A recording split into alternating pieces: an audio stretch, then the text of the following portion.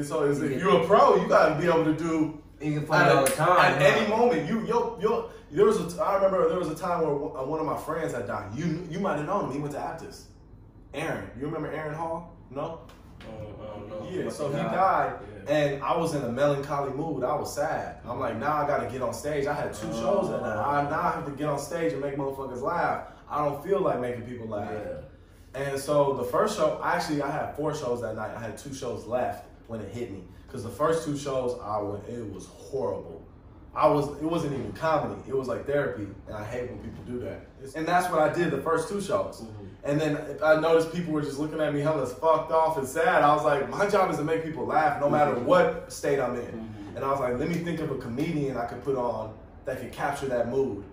And I was like, because music, you could put music on to capture any mood. Like if I'm feeling a certain melancholy mood, I'll put Miles Davis on. You know what I'm saying? I'll put Fela Kuti on, right? And so with comedy, who do you go to? And I thought to myself, like, damn, there's not that many comedians who could get that dark and deep, but make you laugh about it. And I thought, Richard Pryor. And that's why they say he's the greatest of all time. Because he would take you to dark places, but make you laugh. He's involved, and it blew my motherfucking mind. I was driving to the next show and I said, oh, that's why. Because I always thought George Carlin was better. And George Carlin's white, Richard's black. Even my blackness, I was like, George Carlin's better than him.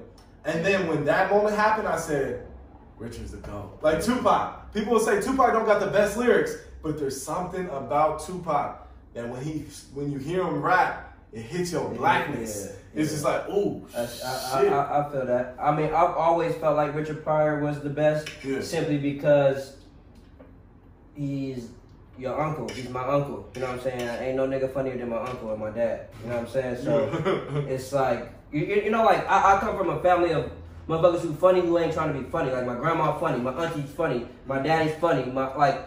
If I bring anybody around, they're gonna just be dying and laughing the whole time. But this is just how we get down. You know what I'm saying? So Richard Pryor remind me of like the nigga at the family reunion who was like that, but he was on stage with it. Yeah. And to me, that's the funniest humor. Yeah, that is. You know what I'm saying? It's the hardest it's so hard to come across. When you get someone who's so genuinely funny and free like that, you gotta cherish those people, man. Yeah. Cause I don't think it's hard to come across, because I think we have it as black people. You know what I'm saying? Like our families have it, but that's black humor. You see what I'm saying?